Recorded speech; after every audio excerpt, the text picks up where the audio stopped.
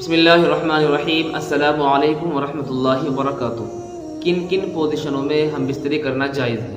الگ الگ پوز میں، الگ الگ پوزیشن میں جو ہم بستری کرتے ہیں، کیا اسلام کے اندر جائز ہے یا ناجائز ہے، یا کوئی خاص ایک ہی طریقہ ہے یا دو طریقے ہیں؟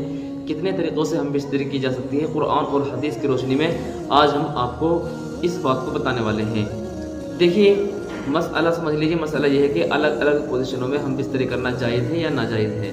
تو اس مسئلے کا جواب یہ ہے کہ اللہ تبارک و تعالیٰ نے قرآن مقدس کے اندر ارشاد فرمایا، نساؤکم حرث لکم فأتوا حرثکم انا شئتم وقدموا لانفسکم۔ اللہ فرماتے ہیں کہ تمہاری بیویاں تمہارے لیے کھیتیاں ہیں، تم جس طرح سے چاہو، جس طرف سے چاہو آ سکتے ہو۔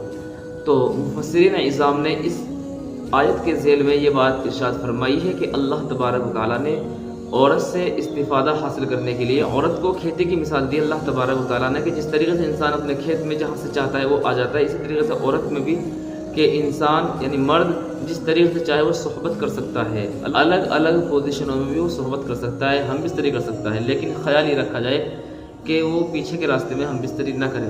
ہاں، اگر وہ پیچھے سے ہی صحبت کرے لیکن وہ آگے کی شرمگاہ میں صحبت کرے، پچھلی شرمگاہ میں صحبت نہ کرے، لیکن کرتا ہے پیچھے سے، پوزیشن جو بناتا ہے وہ پیچھے سے بناتا ہے، لیکن جو دخول ہو رہا ہے وہ اگلی شرمگاہ میں ہو رہا ہے، تو یہ جائز ہے، جائز تو، لیکن یہ بہتر طریقہ نہیں ہے۔ بہتر طریقہ یہ ہے کہ جو قرآن نے ہمیں بتایا ہے کہ عورت نیچے لیٹی ہوئی ہو چت اور مرد اس کے اوپر پٹ لیٹا ہوا ہو۔ اللہ فرماتے ہیں نا، فلما تغشاها حملت حملا خفیفا فمرت به، کہ جب مرد نے عورت کو ڈھانپ لیا تو ہلکا سا حمل رہ گیا۔ تو یہ طریقہ ہے، یہ فطری طریقہ ہے۔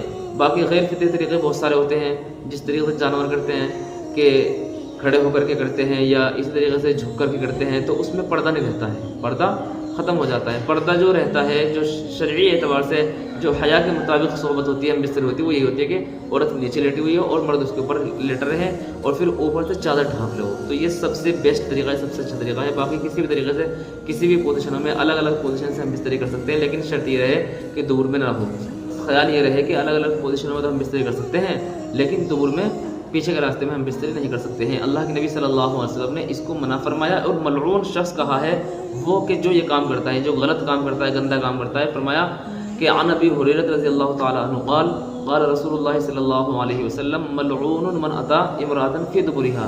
یہ ابو داؤد شریف کی روایت ہے۔ اس روایت میں اللہ کے نبی صلی اللہ علیہ وسلم نے ارشاد فرمایا کہ وہ شخص ملعون ہے کہ جو اپنی بیوی سے پیچھے کے راستے میں ہم بستری کرتا ہے۔ تو یہ اتنی سخت وعید آئی ہے، لہذا معلوم ہوا، مسئلہ کلیئر ہو گیا ہوگا کہ الگ الگ پوزیشنوں میں ہم بستری کر سکتے ہیں، لیکن شرط یہ ہے کہ دبر میں نہیں ہونی چاہیے۔ امید ہے بات آپ کی سمجھ میں آ گئی ہوگی۔ آپ کے بھی کوئی مسائل اور کوشچنز ہو کمنٹ باکس میں لکھتے ہیں، انشاءاللہ ضرور اس کو بتایا جائے گا۔ السلام علیکم ورحمۃ اللہ وبرکاتہ۔